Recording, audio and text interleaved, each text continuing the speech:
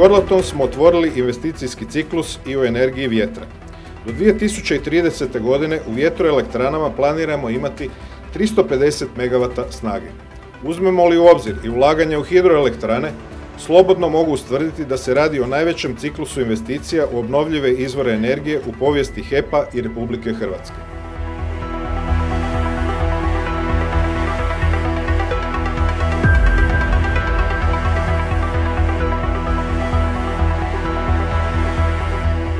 U ovom trenutku razmatramo mogućnosti izgradnje obnovljivih izvora na području 100-tinjak općina i gradova.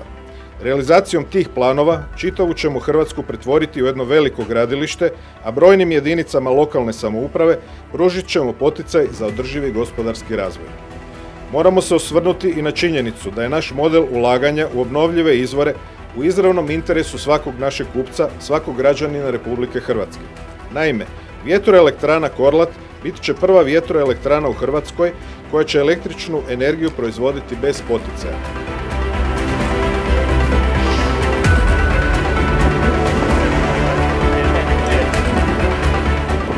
Otvaranje radova na ovoj vjetroelektrani koja će biti dovršena za godinu dana, znači jedan važan iskorak i operativni za ovaj dio Hrvatska, isto tako i strateški, jer to znači da pratimo i globalne trendove i europske trendove kada je riječ o klimatskim promjenama i jačanju segmenta obnovljivih izvora energije i to bez poticaja. Prema tome, HEP kao jedna od ključnih javnih društava u državnom vlasništvu mora biti i generator investicija, upravo projektima poput ovog pridonijeti rastu bruto društvenog proizvoda.